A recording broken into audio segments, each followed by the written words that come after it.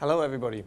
I'm here today to talk a bit about how Qt and IoT might fit together. I'll start off with a bit of a, rundown into the IoT domain, and then I'll try in the subsequent slides. I'll try to kind of map Qt into the requirements that you might find in the IoT domain as we worked them out beforehand. IoT is a very pervasive thing,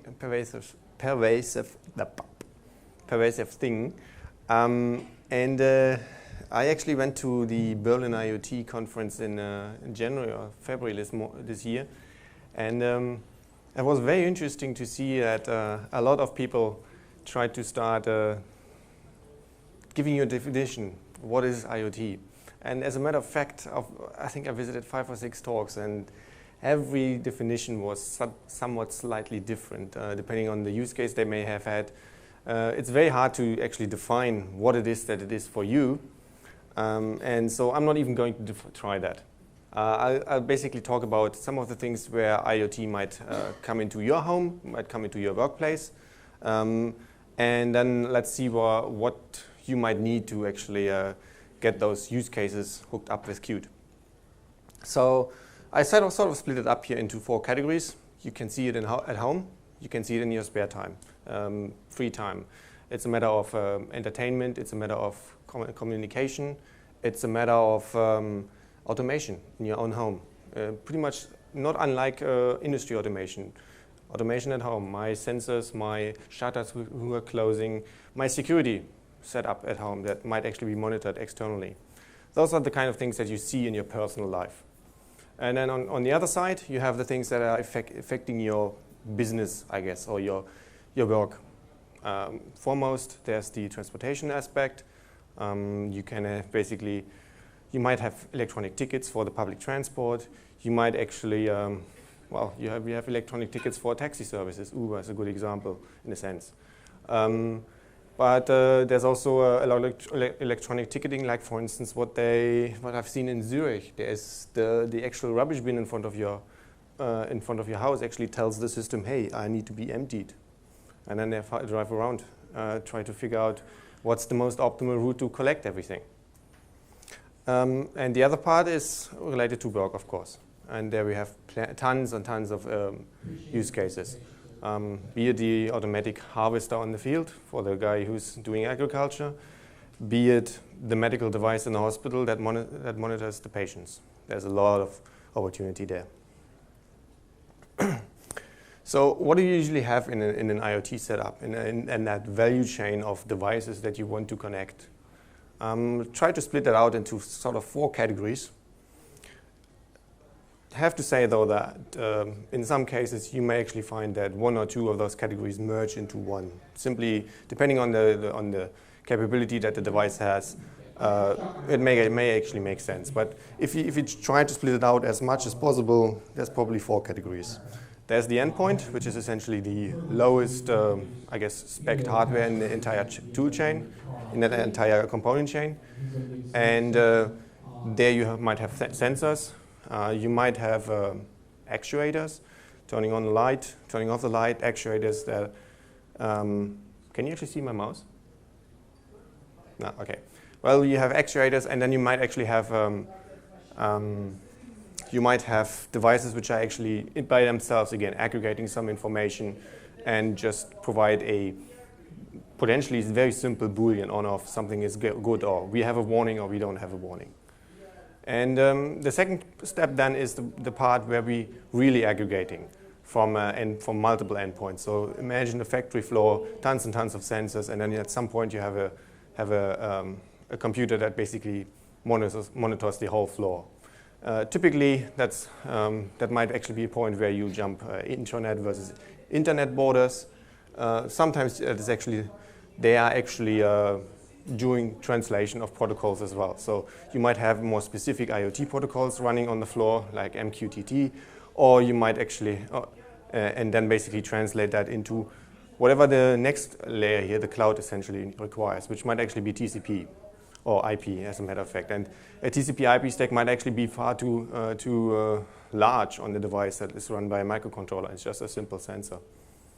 So then the next step is the cloud, and which is usually the point of aggregation of data across and basically entering into the virtual world there. And last but not least, you have the end user device, which is essentially the point where you draw some conclusion out of that. You might actually just monitor it as part of being a service engineer. It might actually be the point where you control your home automation. And that's actually a good point, home automation. Well, depending on your level of your privacy needs, I guess, might be one reason. But depending on the level of control you want to you may actually not have a step that is actually cloud or intranet based here. It might actually be just endpoint and end user.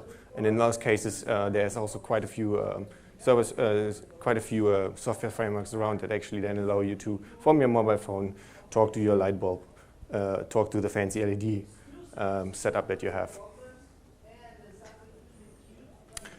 In that IoT toolbox, if I try to split that up a bit further, you have a couple of components.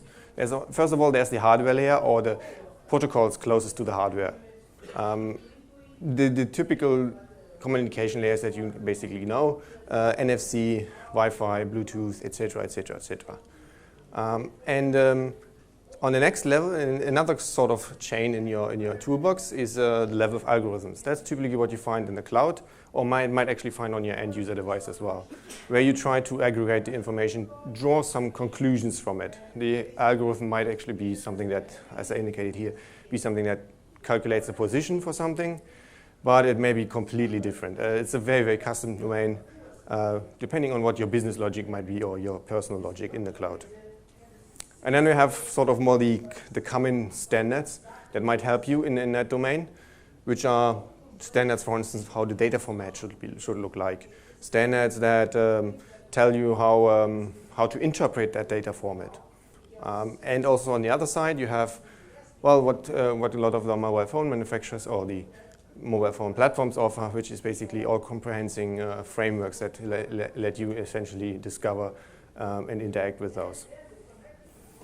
Last but not least, of course, there's before I go to the fourth one here, the last one is basically the end user point where you have to deal with UI issues, you have to deal with essentially what you might know from normal embedded device development.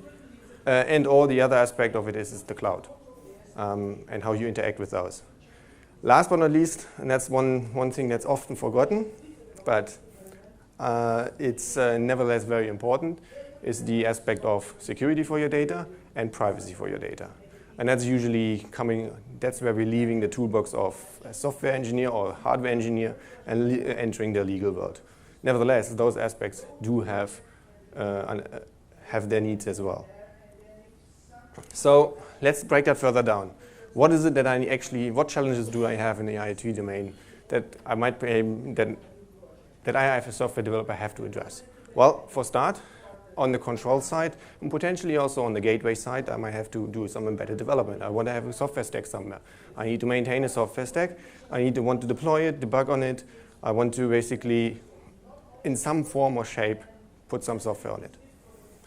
The next part is, well, once I put some software stack on there, I want to actually do something there that helps me to speed things up. The most common aspect in software development that usually is a software API, a set of software APIs, libraries, etc.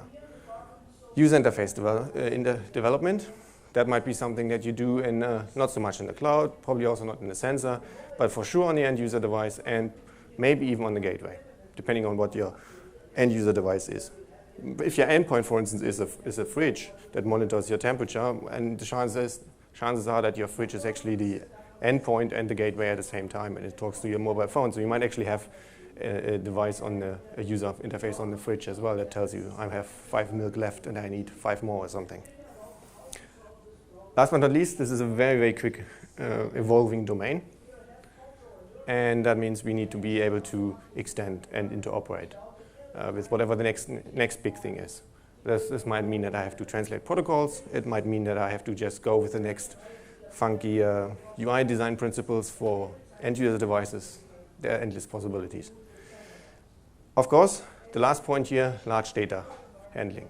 That's something where already various various commercial cloud offerings might help you, but there are couple of things that Qt might help you as well with. So quickly going through it, embedded development. Qt is essentially something that it's a rich, most people know it as a rich API set, but it's actually more. It's a set of tools, essentially, that allow you to address most aspects of your device development. There's what we call a Qt for device creation offering, which is essentially a stack, a Linux stack, Yocto-based, which provides you the software development environment, Qt Creator, tool chains, cross tool chains, so you can actually do that from Windows and Linux to whatever your target platform might be. You have tools to actually do translation if that's what you want, if rapid prototyping, UI prototyping, etc., etc. Of course, when you're running in an embedded world, you probably want to also use some program language. In that case here, obviously, that's C++. That's the primary tool language that Qt uses. And then, last but not least, we have the opportunity to basically do cross-platform development. That means if your embedded device actually happens to be an Android device with Java, you still don't have to leave basically your domain, essentially. If you're familiar with C++, chances are you might actually get away with not having to write a single line of Java code. But typically on those very, very low end devices, sensors, you do probably use some kind of C or C++. Software APIs. Yeah, Qt offers a lot of rich APIs. And I actually have another slide that goes a bit more into detail what rich APIs we have, but on the next slide. But in summary, you might say there's something about networking, connectivity in general. There's something about sensors, and there's some things about industry automation or industry in general. Protocols or APIs that you might know from those domains. Another thing that has now been added in Qt 5.8 is that sort of targets into the same domain as the Qt Lite offering. I'm not sure how familiar you are with that, but essentially you can think of it as taking that big blob of Qt APIs and in fact Qt features and shrink them down to whatever it is you need. It starts out with really a small subset of Qt, the thing that you can't separate anymore, which is essentially geared towards, I want to find a small Hello World QML app, essentially. And then you basically add whatever you might need. And by doing that, you essentially start with a very, very small set of Qt, and you build it up and increase it as you see your feature needs growing. Or you might actually make the call and say, oh, this feature here is really, really funky, but I can't afford the 30K of memory or the 30K of footprint, depending on what your need is. That might actually be a consideration that you make. And in fact, my recommendation, if you ever use Qt Lite, start with the smallest configuration that you think you need and grow yourself up. Don't go the other way. That's just going to be a headache. And of course, those software API, Qt is an open community. So there's also a certain aspect of support that comes with that, as well as being able to essentially run everything natively with coding it once. The typical features that a lot of people might actually use why they actually use Qt, not having to worry about some of the other things. Which in the end, it means you have to have a well, it's not a single one, but you can focus your engineering skills in a sense. You may not actually need 5 iOS guys. You might actually get away with just one iOS guy and one Android guy rather than 2 teams with multiple guys. So quickly about some of the APIs that might be relevant in the IoT domain space. There is the very typical ones which have existed since pretty much the first days of Qt in the domain of networking, HTTP, UDP. Well, SSL was added later. DNS, general server client programming. That's all there if you need it. Some of the newer things is Q network authentication, which is a new module in 5.8, I believe. Another one that fits sort of in the same domain is HTTP2, which actually has some quite neat features which you might need in an IoT setup with header compression and various other sort of binary formatting, for instance, features which makes it more suitable towards low-geared endpoints. Then there's the entire Bluetooth stack with all its features and various sensor APIs. There's a large set of APIs which is actually written in such a way that you can plug them out and put something new in case, for instance, your sensor you can't talk to it the way Qt does, for instance. But there's a sensoring system, a plugin system, which allows you to swap things. And there are more. JSON being one way of exchanging data, serial port, NFC, you name it. The third point, if you think back, the user interface development. Well, there is what Qt can offer you is Qt and QtQML.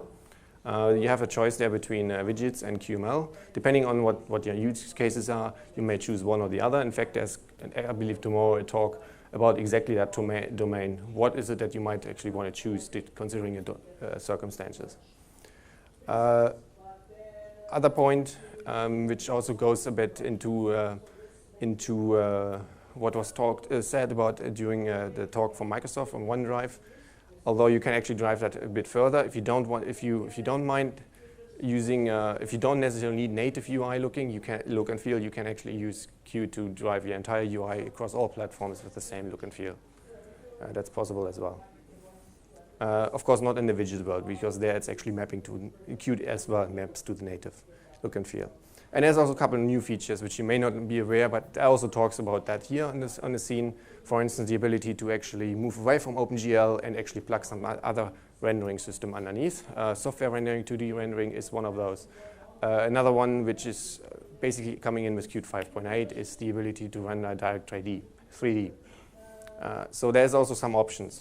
Typically, if you have very low-end devices, you might actually not have a GPU on your device, and software rendering is the only thing you can do. Interoperability and extendability. Well, there's two aspects to this. First of all, Qt is open source. You can get all the source code, and in fact, since Qt 5.7, most of the, if not all of the commercial offerings are also available there. So you have the source code. Even if you have a commercial customer, you get all the source code anyway. There's open source software. You can, if you have worries, for instance, along the lines of, what happens if Qt company does disappear? God hope it doesn't. You have the code still in hand. Yes, it's definitely an advantage. And you have the full control. And in fact, issues like, what is really happening with my data? I don't actually see what might actually go up into the cloud, wherever that might be. You do not have, because you can actually check up by yourself what it is that Qt does underneath. And the other side is, of course, the future-proofness. Qt has been around since 1996, I believe, and it's been around for a long, long time. We've learned a lot of lessons with regards to how to extend Qt without breaking it, especially such that the API user is not noticing it. So there's a vast amount of experience in that domain, and Qt's architecture in general is also geared towards that.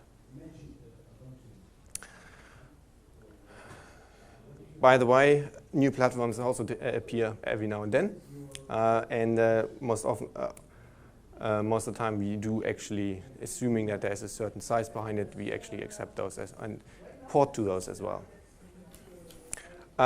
Big data. There is a couple of things that Qt might help you, but in the end, it actually depends on whether you actually want to connect with the cloud. But if you're actually wanting to stay local, then obviously there's some SQL-based modules there. If you since you're using C, C++, you're actually very close to the physical data formats that you find on the device. There is not much of, you have the most control over your data that flows through from a format perspective. There's also something called Qt Charts, which is actually an interesting QML module which allows you to visualize things, whatever that might be. There's actually, the picture there is actually showing you an interesting way of visualizing data, whatever that might be.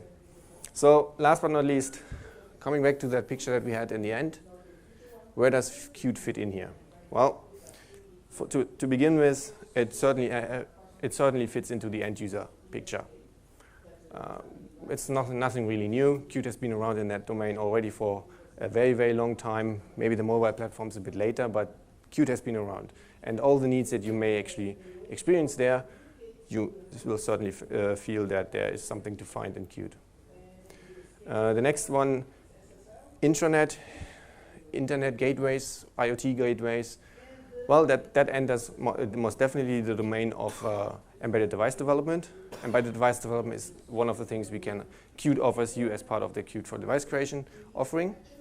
And it depends on what your end user device actually is. If it's a more sophisticated device, which has a bit more bill of material, you might actually be able to actually have some UI on it as well. It's not very uncommon. Medical devices, for instance, will often have that. Fairly small, but still they try to give the feedback to the end user. Does Qt have a space in the endpoint domain? That's something that really comes down to how constrained your hardware is.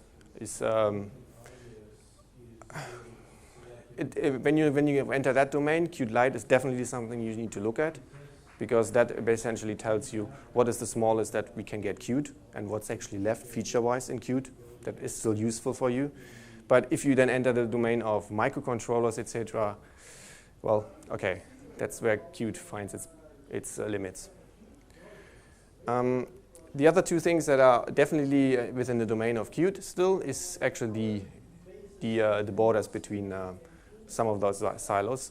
There is the network communication kind of protocols, and there's also obviously some aspects of cloud connectivity in Qt as well, not for two particular providers, but definitely things like handling simple network connections, handling of JSON data, etc. And by the way, interesting aspect as well, a lot of those cloud offerings do have usually at least two API sets. There's one, the JavaScript side of things, which is something that you can very easily get into, bind into your QML code. And then of course there's the C++ side if you're really handling, for instance, REST data, depending on what it is that you do. That last point, the endpoint to intranet, basically the more direct IoT connectivity, there the picture is still a bit open. In fact, I'm actually very happy to hear if you have any particular requirements, requests, I'll gladly take them home. There is certainly some APIs around in that domain as well. Like for instance, I know there is a Qt implementation for MQTT, that's out there. And there's certainly other protocols and formats that are of relevance in that domain. And at the end of the day, we do want to improve it further as well. So take that last point there as a bit of a star. That brings me to the end of my talk. And the floor is yours if you have any questions. Great. Thank you very much, Alex. And we've got time for just a few questions so we can keep things on schedule. Are there any questions?